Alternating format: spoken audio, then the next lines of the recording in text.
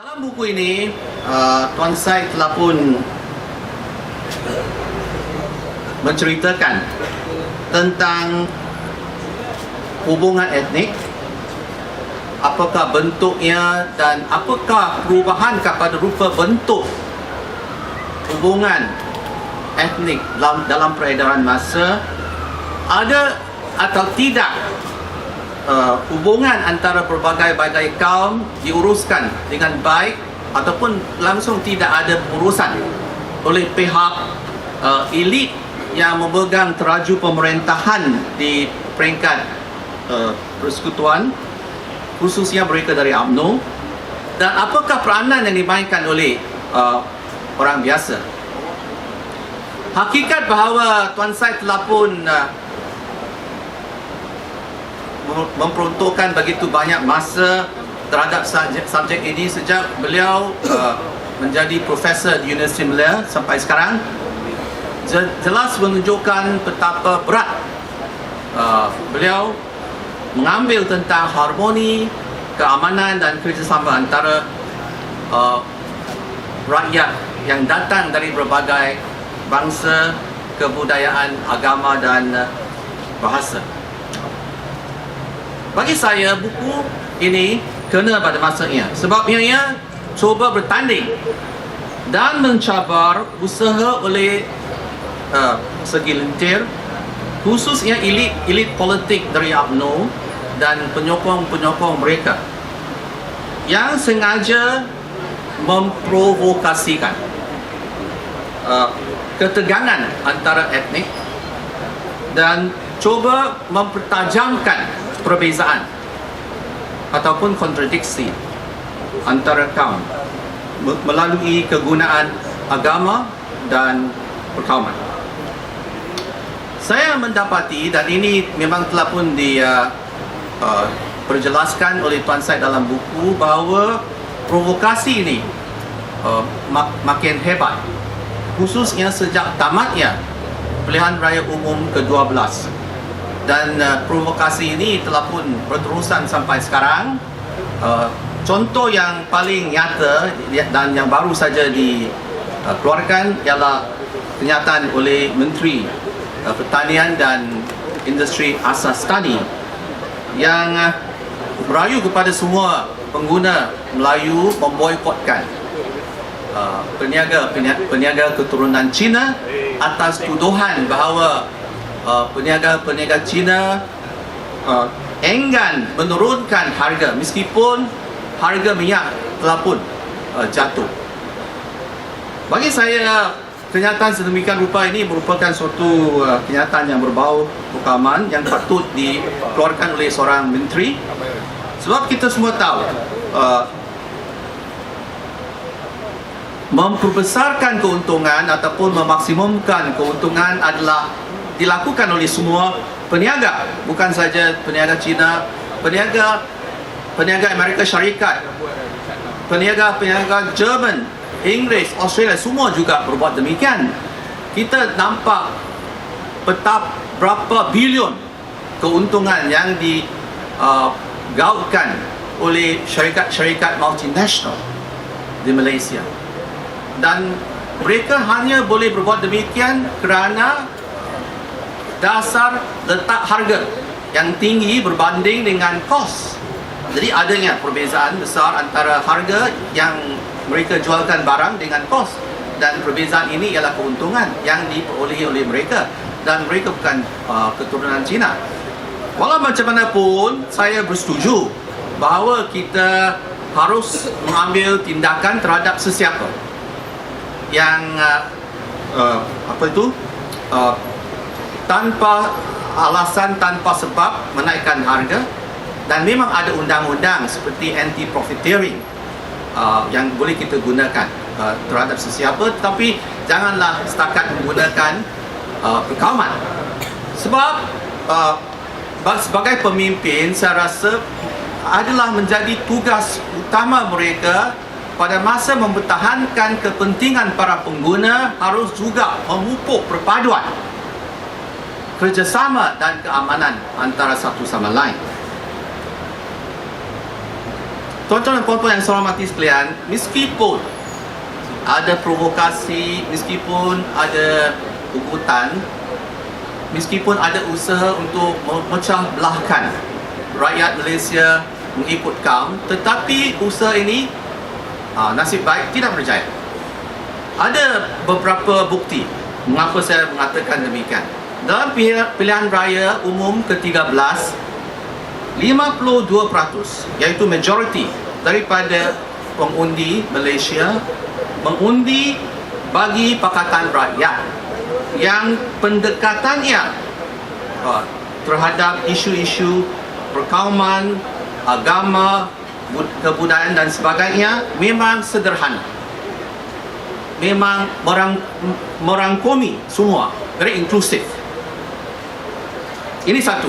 Dan yang kedua, respons ataupun sambutan kepada usaha-usaha ini oleh UMNO dan rakan-rakan mereka di NGO bukan baik sangat.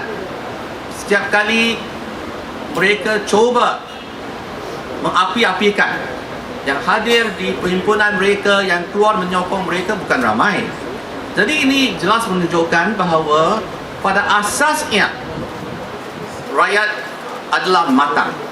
Pada asasnya rakyat tidak kira apakah bangsa dan agama mereka, mampu boleh bekerjasama antara satu sama lain, sedia tolong menolong, sedia saling bertoleransi demi mewujudkan sebuah masyarakat Malaysia yang aman dan makmur. Saudara-saudari sekalian, saya rasa di Malaysia sekarang ini ada suatu masalah yang amat mustahil dan harus kita uruskan dengan segera kalau kita ingin mengekalkan kesejahteraan.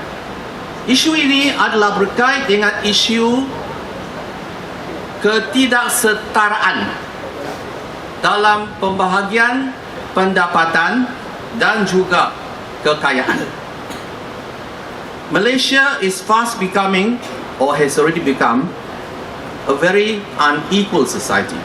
Malaysia memang telah menjadi sebuah negara yang tidak adil dan tidak setara antara mereka yang berada dan mereka yang tidak berada. Biarkan saya bagi beberapa statistik untuk menyokong apa yang saya mengatakan. Mengikut laporan pembangunan insan bagi Malaysia pada tahun 2013, jumlah kekayaan yang dihak miliki oleh 40 orang Malaysia yang terkaya adalah bersamaan dengan 22%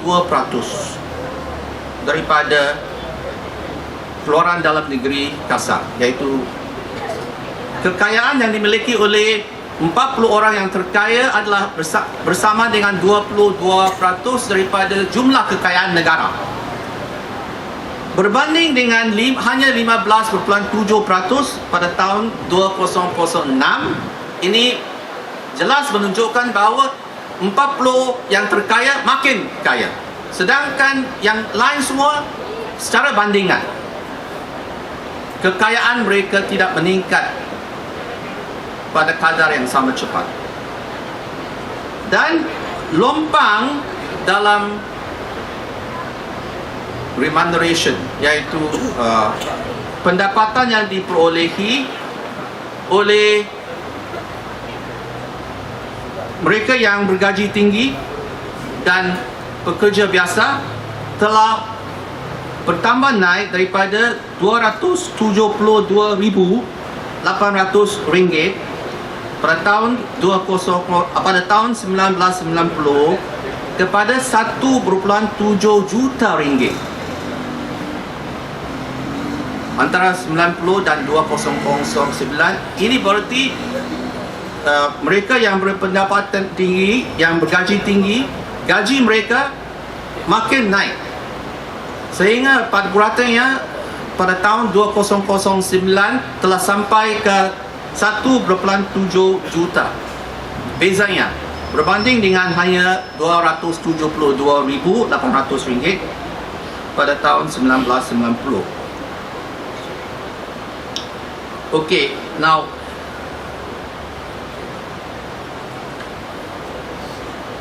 pada tahun 2012, 20% daripada isi rumah yang terkaya memiliki 48.6% daripada pendapatan negara, sedangkan kelas pertengahan 40% memiliki hanya 36.6%, dan yang bawah sekali 40% hanya memiliki 14.8%. Jadi data-data ini menunjukkan bahawa Malaysia makin tidak setara dari segi pembahagian pendapatan. Dari segi pembahagian kekayaan, saya rasa keadaannya lebih teruk. Kekayaan yang dimaksudkan ialah tanah, saham, dan sebagainya. Itulah sebabnya kadang-kadang saya tak faham mengapa selalu ada perdebatan antara beberapa pihak tentang sudah atau belum KAM Bumiputera telah memiliki 30% daripada share. Ada pihak yang kata belum, ada pihak yang kata sudah, belum, sudah, belum, sudah. Bagi saya, perdebatan sedemikian rupa tidak ternilai memandangkan kepada hakikat bahawa 90% daripada rakyat, malah lebih tinggi lagi, tidak memiliki share pun. Jadi bagi mereka, isu ini langsung tidak relevan. Isu ini hanya melibatkan mereka yang kaya, dan persingkatan ini adalah antara mereka dalam lapisan masyarakat yang tinggi. Bagi saya adalah lebih bernilai kalau kita menumpukan perhatian terhadap bagaimanakah kita menyelesaikan masalah ketidakadilan dalam pembahagian pendapatan dan kekayaan. Bagaimanakah kita boleh menaikkan lagi taraf mereka yang berpendapatan rendah? How do we raise the living standards of the poor? How do we raise their incomes? And how do we improve their life chances? Bagi mereka yang miskin, sebab tak ada tuition, sebab tidak ada kemudahan di rumah, sebab kena tolong-menolong ibu bapa mencari makan dan sebagainya, jadi mereka tidak boleh bertanding dengan mereka yang datang dari keluarga yang kaya. Justru itu peluang untuk menaikkan tangga sosial begitu tipis. Dan dengan demikian kita terus mengekalkan lompang yang besar ini. Jadi oleh yang demikian, saudara-saudari yang saya hormati sekalian, the way forward bagi mencapai sebuah negara Malaysia yang bersatu padu, aman dan berharmoni ialah di antaranya menutup lompang antara yang kaya dan miskin dari semua bangsa, lompang yang makin bertambah naik dalam peredaran masa. Bagi saya adalah mustahak kita mengambil gunakan kategori sosioekonomi sebagai asas untuk tindakan afirmatif oleh pihak pemerintah. Bagi saya adalah mustahak kerajaan memperuntukkan lebih untuk membekalkan pendidikan yang berkualiti tinggi, penjagaan kesihatan, perumahan awam, khususnya bagi mereka yang tidak mampu, pengangkutan yang baik, dan perlindungan alam sekitar. Mengambil gunakan dasar fiskal yang menyebelahi mereka yang miskin, dan mengambil suatu pendekatan yang inklusif, yang merangkumi dan sederhana terhadap isu-isu berkait dengan hubungan etnik dan agama. Datuk Seri, baru-baru ini saya ada membaca suatu ucapan yang dibuat oleh Datuk Seri at an Islamic conference. That was an excellent speech. Sebab bagi saya ucapan ini adalah suatu ucapan very inclusive yang merangkumi semua, menyebelahi dan menitik beratkan keadilan, tidak menyebelahi mana-mana pihak, kaum ataupun agama. You look at the issues and you put forth very inclusive, very encompassing and very moderate stance. I think this is important. Ini adalah penting because kita tidak boleh memberi ruang